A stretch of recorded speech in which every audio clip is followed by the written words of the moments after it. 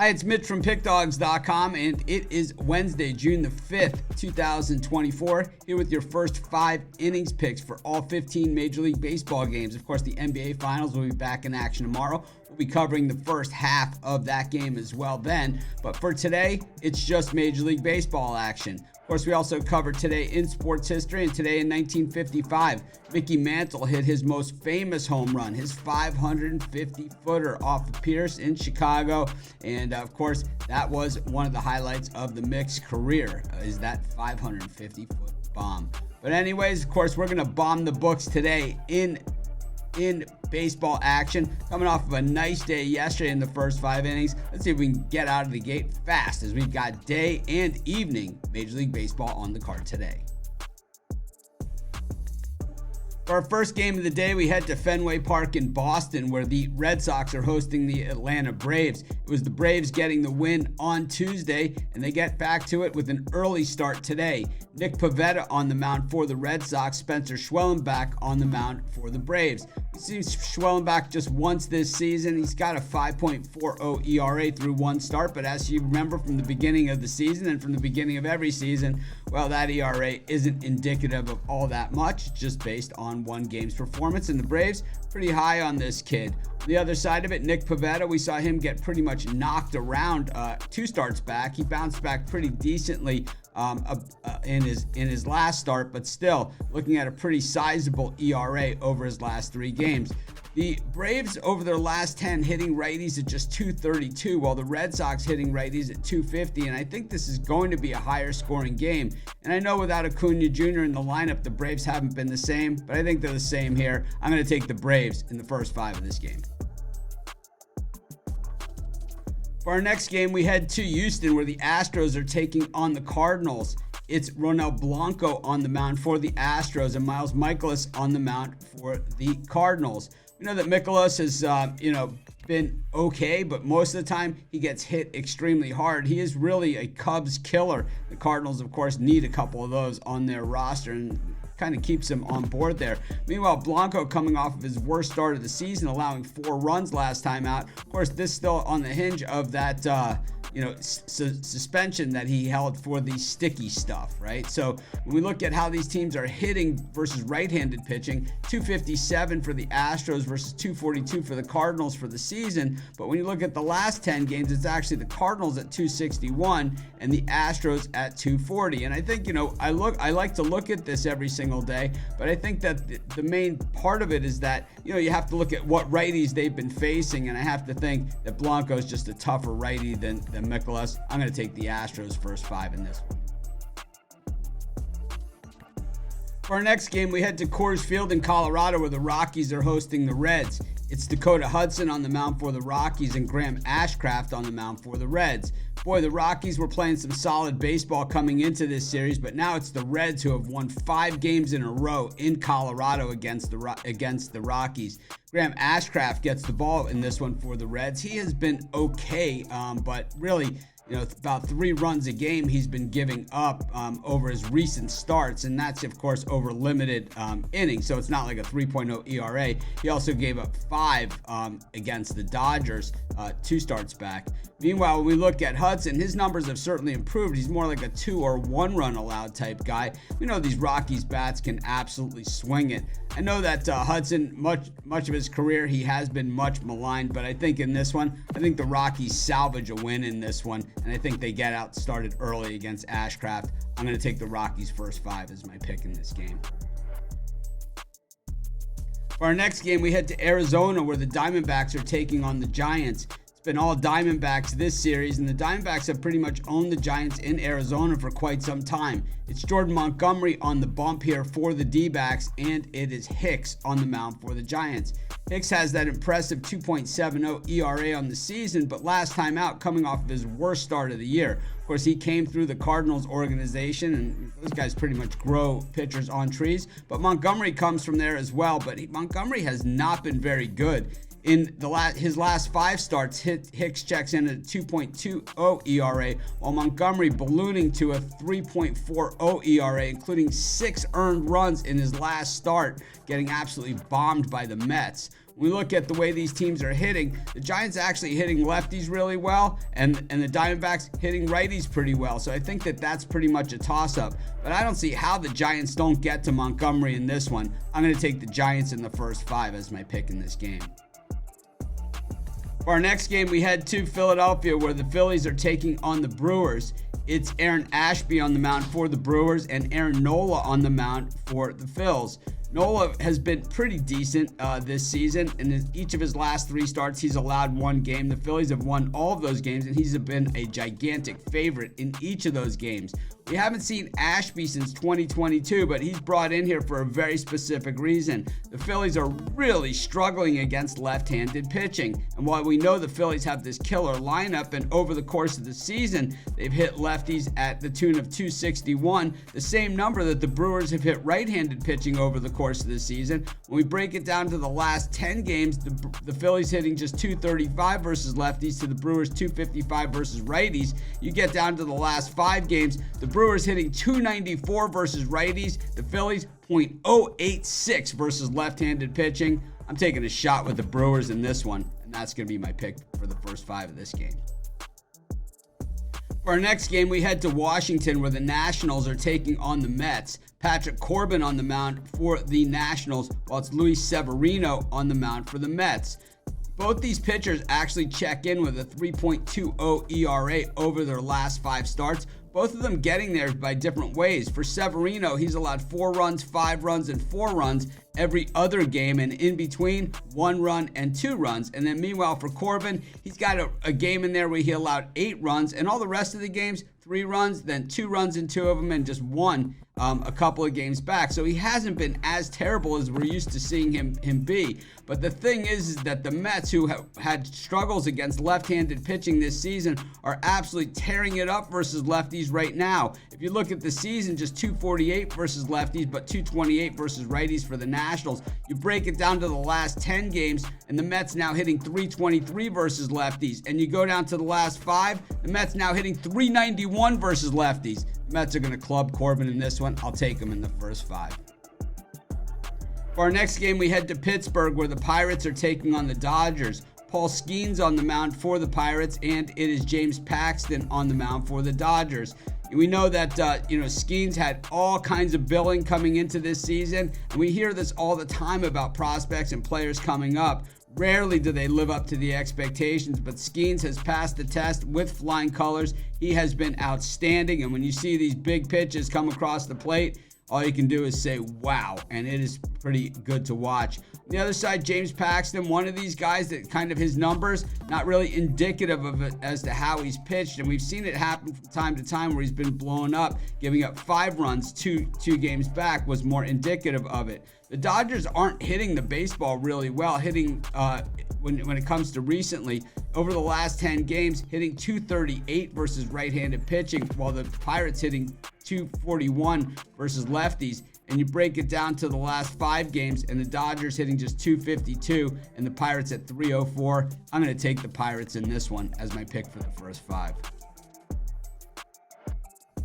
For our next game, we head to Miami, where the Marlins are taking on the Rays. The Marlins have not had a lot of success against the Rays in recent history, and we saw that once again on Tuesday night, that after getting out to an early lead, they were unable to sustain it as Jesus Luzardo absolutely imploded. Today, Braxton Garrett gets the ball for the Marlins up against Zach Eflin for the Rays. Garrett started the season pretty rough, allowing 5 runs and 6 runs, but in his last 2 starts, he's allowed 0 runs and 1 runs. Meanwhile, Eflin allowed 4 runs last time out, 3 the time before that. He's been hit pretty hard. You look at the way these teams are hitting the baseball, and you look at them over the last 10 games, the Marlins are hitting righties at 274 to the Rays hitting lefties at just 252. You break it down to the last 5 games, the Marlins hitting 303 versus righties, but the Rays hitting 269 versus lefties. I think Braxton Garrett has top of the rotation type stuff. I think Eflin more than hittable. I'm not sure who wins the game outright, but I like the Marlins in the first 5. We go to Cleveland, where the Guardians are taking on the Kansas City Royals. It's Brady Singer on the mound for the Royals and Nick Sandlin on the mound for the Guardians. You know, the Royals, the bullpen has become an apparent problem, and as we've been talking about on our morning shows, it actually rates out as far as some of those extended and expected statistics actually a lot worse than most of the other teams, well, than all the other teams in baseball, surprisingly so. But the Royals, you know, continue to compete, but as we've seen in this series against the better teams, well, it hasn't really held up. As for Sandlin, who starts for the Guardians, we've only seen him in relief this season. He's been decent with an ERA in the 2s. Meanwhile, Singer also with an ERA in the 2s, and in his last 5 starts, he's got a 1.60 ERA. I think when we look at how these teams are hitting the baseball, especially through the last 10 games, the Royals hitting 244 versus righties and the Guardians at 236 versus righties. I still think that the Guardians are just the better team, and I'll take them to win the first 5 of this game. In our next game, we head to the Bronx, where the Yankees are taking on the Minnesota Twins. Carlos Rodon on the bump for the Yankees, and it's Chris Paddock on the mound for the Twins. Well, you know, Carlos Rodon started the season with some of those really bad numbers and was kind of a little bit of an escape artist, holding his ERA down and also, you know, managing to help the Yankees along the way to some wins. But in his recent starts, he has really picked up his game, and really his numbers have been outstanding, as have the rest of the Yankees. Paddock for the Twins is certainly hittable, coming off a game against the Royals where he allowed 4 runs, even though the Twins managed to win. He did pitch against the Yankees earlier this season and allowed 5 runs through 5 innings of work. Not a really good sign here for a Twins team that is really struggling in this series. And when we look at how the Yankees are hitting right-handed pitching, 261 through their last 10. The Twins hitting lefties at just 191. Everything here says Yankees. I don't care about the price. The Yankees are my pick for the first 5. For our next game, we head to Toronto, where the Blue Jays are hosting the Orioles. It's Jose Barrios on the bump for the Jays and Albert Suarez on the mound for the Orioles. You know, Suarez is a guy who really is a reliever, who they've just moved into the starting role, meaning they don't really press him. If he's going to go 4 innings, he's going to go 4 innings, and then they move him out. If he goes 5, he goes 5. It just matters on the pitch count and how he's looking. They're not really putting a lot of pressure on him to go too deep into games, and it really has worked out for him. He's allowed 4 runs, 2 starts back, but outside of that, 3 blanks and 1 one-run performance. So he has been outstanding. Barrios is kind of one of the better players here on the Jays this season, with two runs allowed in 2 of his last 3 starts and 1 in the other. He's pitched pretty well, but he was busted up by the Phillies for 8 runs. That was 4 starts back. To me, the Blue Jays just look absolutely soulless. I've said this in our morning show, and I'll continue to say it. This team just looks pretty much done. I'm going to take the Orioles, and that's going to be my pick for the first 5.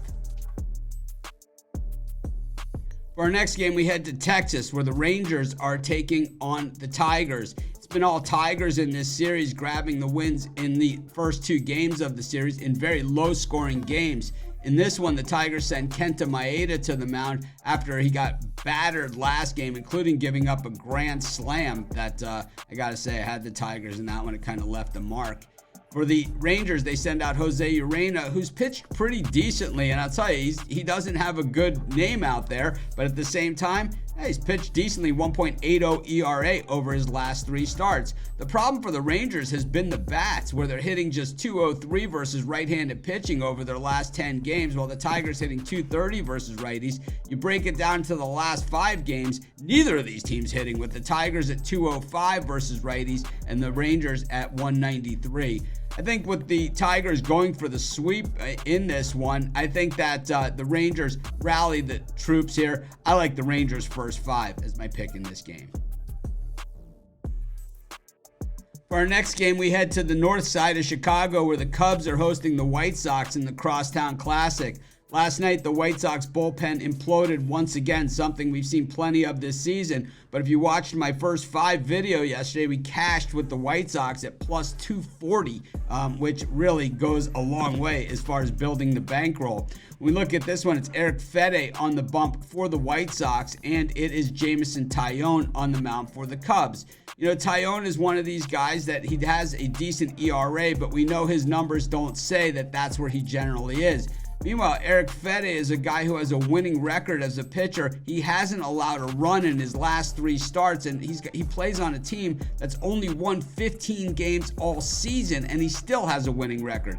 That's how good he's been. We look at the way these teams have been hitting the last 10 games. Well, the White Sox are dreadful, 178 versus righties, and the Cubs 229 versus righties. Not much better, but I think it's the Fede show. I'm going to take the White Sox first 5 again. That'll be my pick for this game. For our next game, we head to LA where the Angels are hosting the Padres. I've been dead wrong in every game of this series, I'll tell you that much. Not as far as first 5s go, but as far as the games go, as the Padres bats have just wilted in Anaheim. In this one, it's Dylan Cease on the mound for the Padres and Jose Soriano on the mound for the Angels. Soriano has really good stuff, but his last 2 starts, he's given up 4 runs in each of those, lasting just 6 innings, while Dylan Cease has been busted up in his last 4 starts, something fierce. We know these guys are both better pitchers than the numbers that we've seen in these recent games. That game against the Braves, Cease gave up 2 home runs, and of course that game against the Yankees, he gave up 1 home run. And he did strike out 9 batters in that thing. Both these teams, the bats have just gotten pretty soft, and I've got to believe that they're going to remain soft again here in what is a pitcher's ballpark. It's the under for me in the Angels Padres, and that's my pick for the first 5.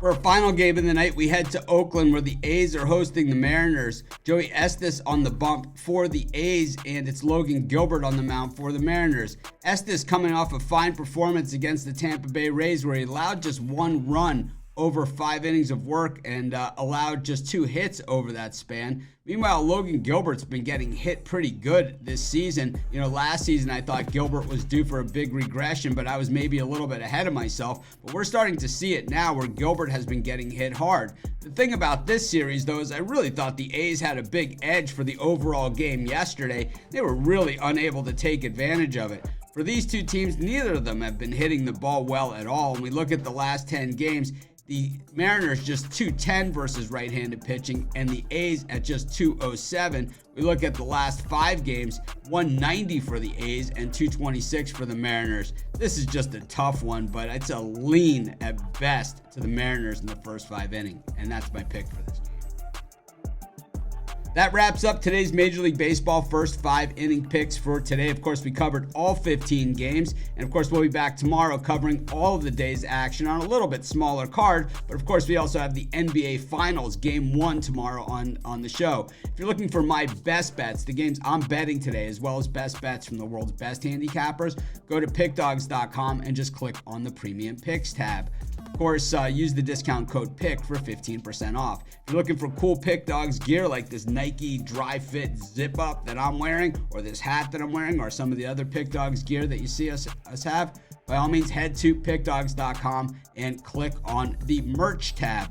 In the description of this video, I've got a link for premium picks and for the merch, so check those out as well. This is Mitch. I'll be back tomorrow with more picks for the first 5 innings plus that first half of the NBA Finals.